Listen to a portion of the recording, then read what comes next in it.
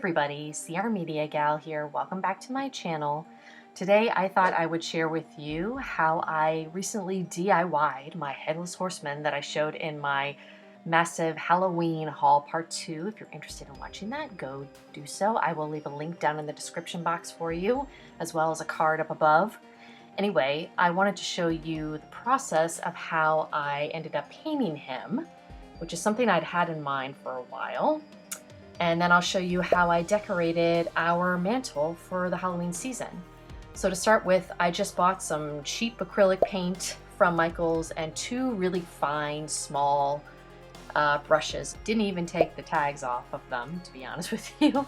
When I finally committed to doing this, I just went for it. So I'm actually just doing this on my bedroom floor, which I don't recommend, especially if you're a messy DIYer like I am. Not that I can really even consider myself a DIYer. I don't do this very often. But I was really wanting to paint the jack-o'-lantern head and the horse eyes. I'd seen, I think it's in Jade the Libra's Halloween group on Facebook. I think they're called Halloween Forever. I'd seen a couple people like painting the outline of the jack-o'-lantern's face, like the mouth and the nose and the eyes. But I really wanted to paint the whole jack-o'-lantern head.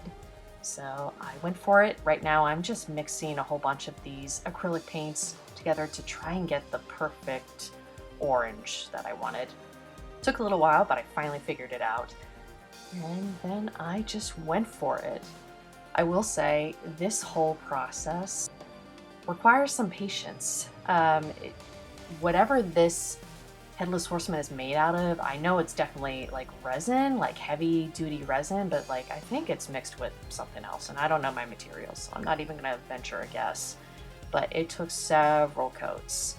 So at the beginning here, it's gonna look pretty sloppy and kind of a mess. And I even had a moment of panic at the beginning, thinking, oh my God, this was a mistake. Have I just ruined him? But you'll see here, it worked out, and I'm really, really pleased with how it came together.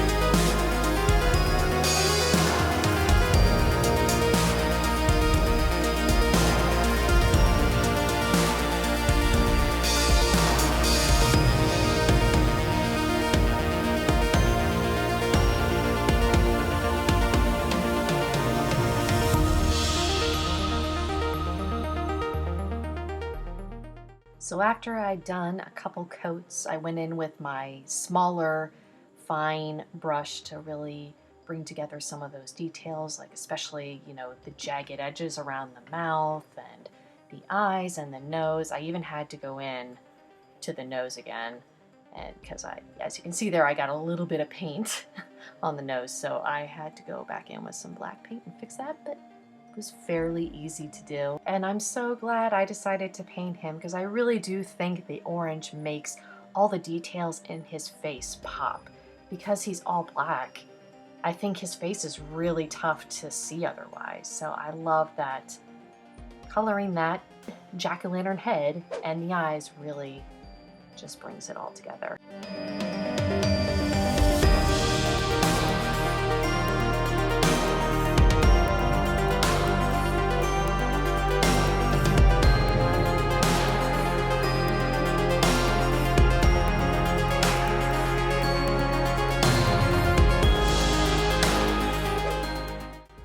as I may have mentioned before on this channel, I live with a family member. I don't live alone, but this is not my house.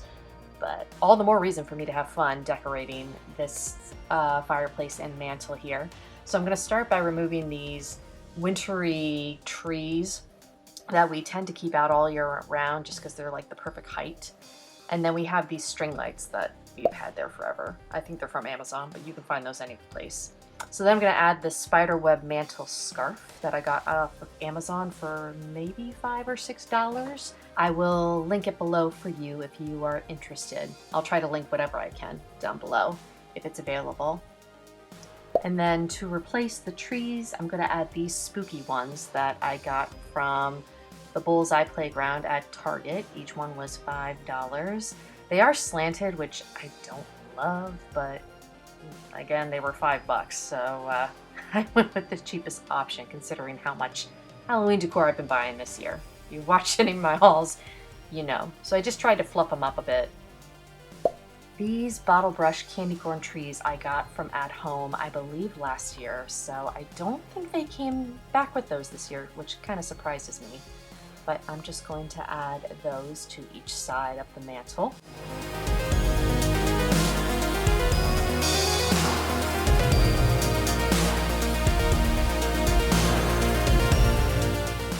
And then these black pumpkins that have like sparkly stars all over them, those are also from Target. I think I got those from the Bullseye Playground at least 2 years ago, possibly 3.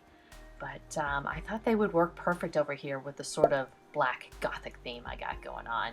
And then my freshly painted Headless Horseman is going to go straight in the center where he rightfully belongs.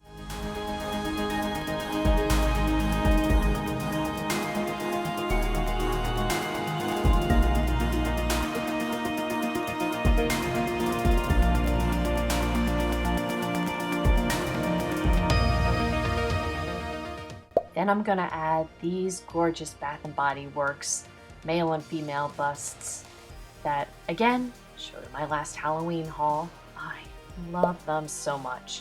And then I'm gonna pop this light up jack-o'-lantern from At Home on the female bust. And then you'll see here in a minute, I'm going to, well, a couple seconds, minute.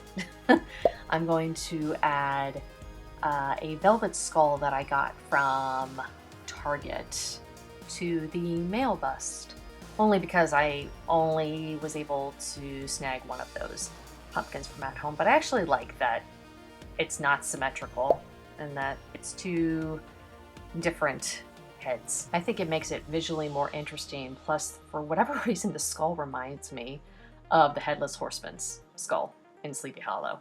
Is that just me? Maybe it is just me. Anyway, I'm going to add these small mini faux birch logs. I got these from Amazon, I think last year. And then I'm also going to add a couple autumn picks that I picked up last year from Joann Fabrics. And ideally, I would love to get a large Sleepy Hollow sign to put in the background. I think that's going to be my goal for next year. Every single one that I've been looking, whether it's on Etsy or Mercari or places like that, I'm just not settled on which one I want. And then on each side of the mantle, I'm going to put some more pieces that I've shown in my previous Halloween hauls, including this cat that I got secondhand.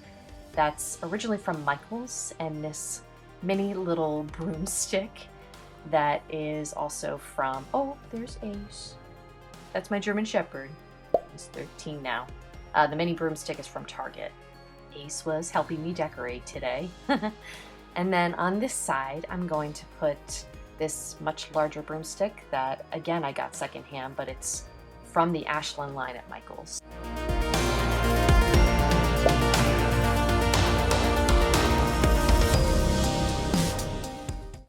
And then I'm going to complete this whole area by adding this pumpkin that I got from Hobby Lobby, I believe last year. There's Ace, still helping out, making sure everything looks appropriate and spooky enough. And then I'm gonna add these two accent pillows that I got online, secondhand. These are from last year from Michael's. And then I'm gonna add this beautiful pumpkin throw blanket that I got this year from At Home.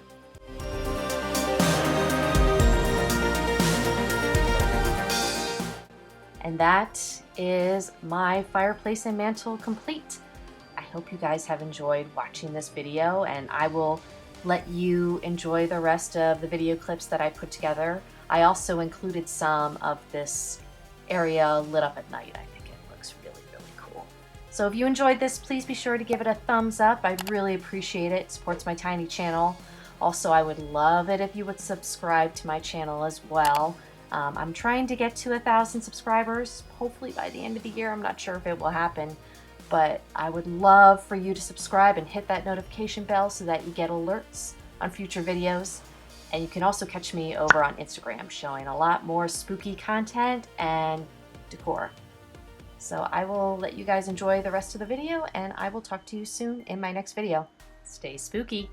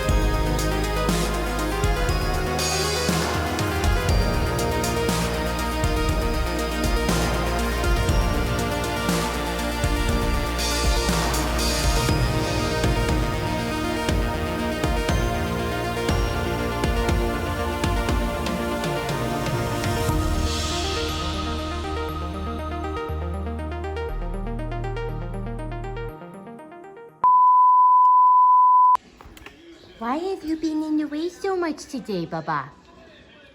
You've been so much in the way.